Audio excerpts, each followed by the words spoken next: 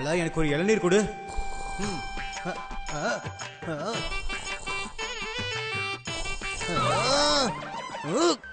பாலா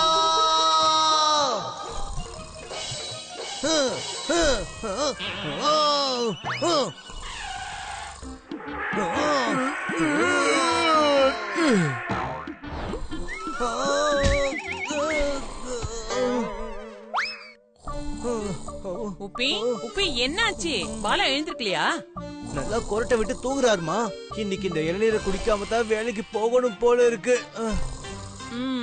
நான் ட்ரை பண்றேன் இரு. கொக்குர கொக்கோ கொக்குர கொக்கோ.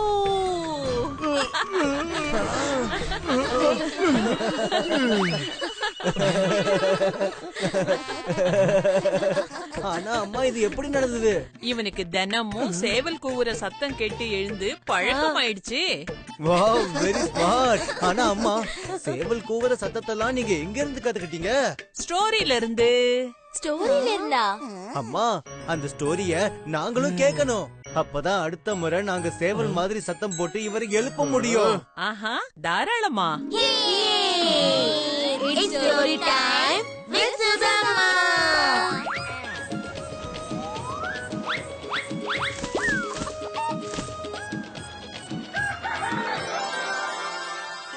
Two thieves.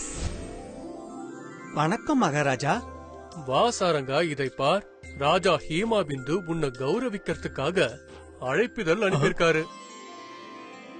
எந்த ராஜாவுக்கு விஜயநகரத்து சிம்மாசனம் மேல எப்பவும் ஒரு கண்ணு இருந்ததோ அப்படிப்பட்டவர் இவங்கள கௌரவிக்க அழைப்பிதழ் அனுப்பியிருக்காருனா இந்த விஷயம் சாரங்காவுக்கு உறுத்தலா இருந்தது.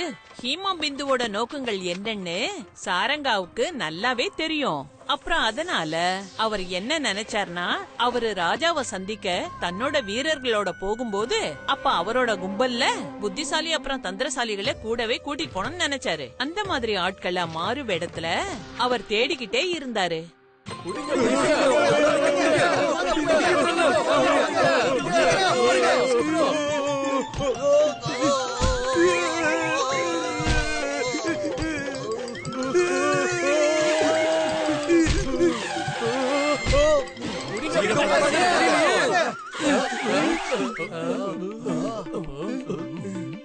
போங்க, போய் அவங்கள தேடுங்க.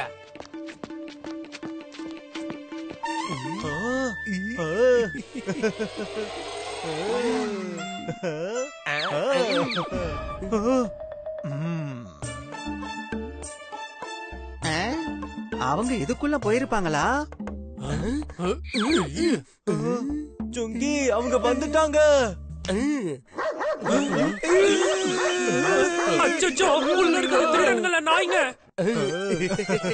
எந்த புத்திசாலி அப்புறம் தந்திரசாலிகளை சாரங்கா தேடினாரோ அவங்க சுங்கி முங்கி ரூபத்துல அவருக்கு கிடைச்சிட்டாங்க.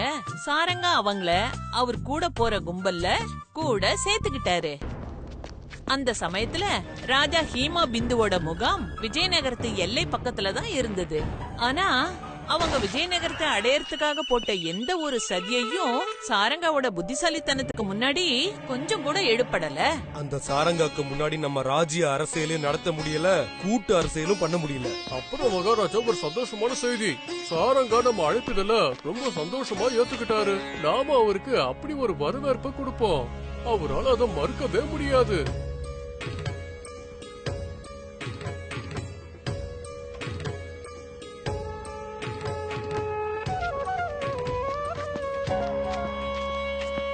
வா சாரங்கா, உன்னை வரவேற்கிறோம். வணக்கம் மகாராஜா. எங்க ராஜ்யத்தோட குடிமக்களோட பரிசுகளை ஏற்றுக்கொள்ளுங்கள் மகாராஜா. அடேங்கப்பா, அற்புதம். நானும் உன்னை ரொம்ப கௌரவிக்க விரும்புறேன் சாரங்கா. உள்ளவா. வாருங்கள் சாரங்கா, வாருங்கள். இதோ உங்களுக்கான பரிசு. மகாராஜா, என்ன இது? நான் உன்னை விஜயநகரத்தோட ராஜாவா அறிவிக்க போறேன். இல்ல மகாராஜா, என்ன மன்னிச்சிடுங்க.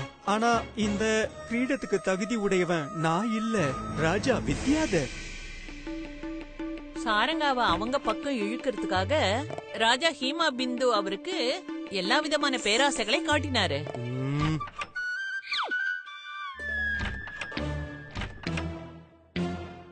எடுத்துக்கோ சாரங்கா. வேண்டாம் மகாராஜா. இன்னும் காட்டுங்க.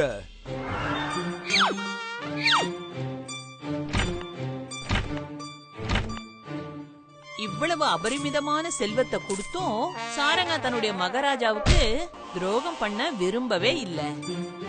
கோபம் ஏற்பட்டு மகாராஜா தன்னுடைய வீரர்களுக்கு உத்தரவிட்டாரு, இவனை கொண்டு போய் இரும்பு கம்பிகளான கூண்டுல போடுங்க.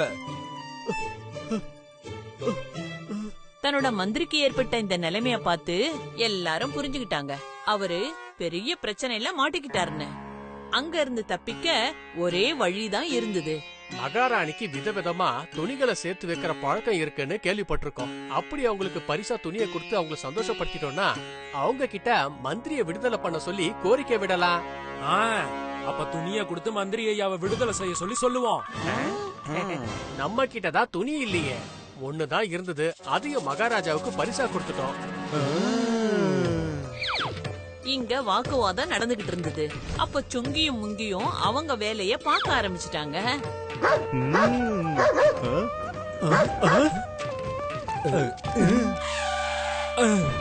சத்தம் இந்த பக்கத்துல இருந்து தானே வந்துகிட்டு இருந்தது. அங்க போய் பாப்போம்.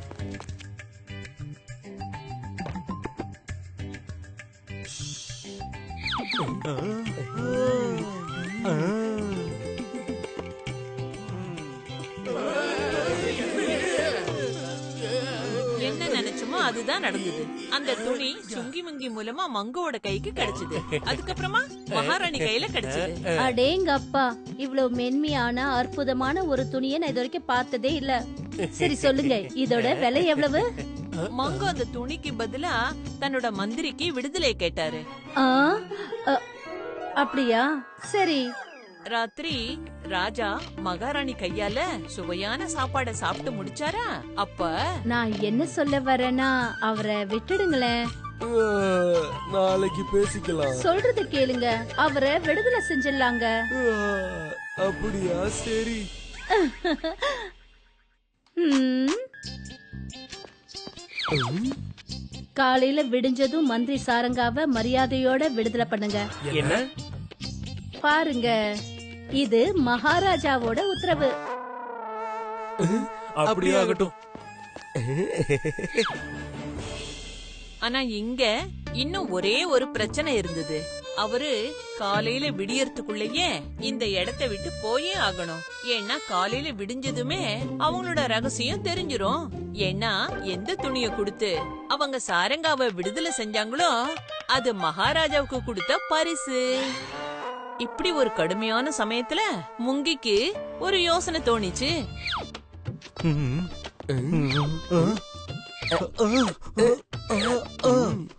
அவன் ராத்திரிய பகலா மாத்திட்டான்.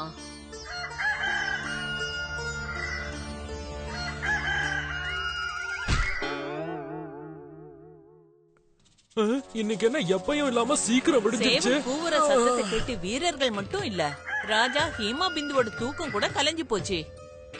காலையில விடிஞ்சோம், சேவலும் கூவிடுச்சு. இப்பவாது மந்திரிய விடுதலை பண்ணுங்க. சரி சரி.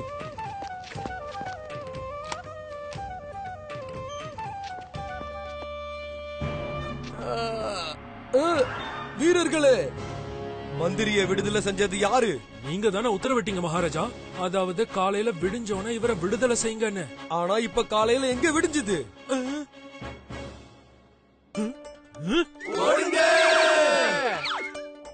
புடியுங்க அவங்கள. அவங்க இந்த பக்கம் தானே போனாங்க, எங்க போயிருப்பாங்க?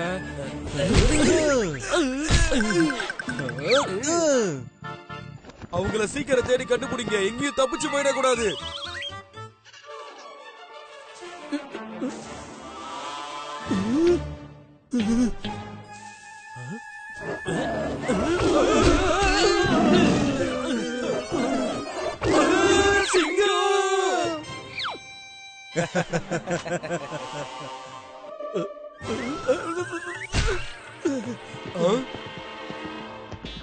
ராஜா வந்துட்டாரு, சீக்கிரமா போயிடலாம்.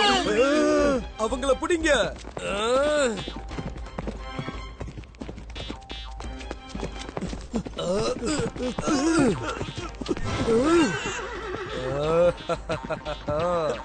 இனிமே உன்னோட சிரிப்பு எதுக்குமே வேலைக்காகாது சாரங்கா. உங்களை சுத்தி கொஞ்சம் பாருங்க மகாராஜா. நீங்க விஜயநகரத்தோட எல்லையில இருக்கீங்க. இன்னொரு அடி எடுத்து வைக்கிறதுக்கு முன்னாடி யோசிச்சுக்கங்க. நீங்க எங்களோட எல்லையை தாண்டினதுக்காக உங்களை எங்களால கைது செய்ய முடியும். ம். அப்புறம் இந்த மாதிரி தான் சாரங்கா அப்புறம் சுங்கி முங்கியும் ராஜாவோட சதிய முறியடிச்சாங்க. இந்த சந்தோஷத்துல உங்க எல்லாருக்குமே ஒவ்வொரு இளநீர். இந்தாங்க, இது உங்களுக்காக.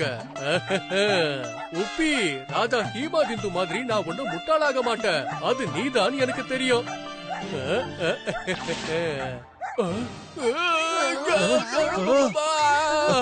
ஆனா எனக்கு இளநீர் வேணும் தான் நான் குலைச்சேன், பயமுறுத்ததுக்காக கிடையாது.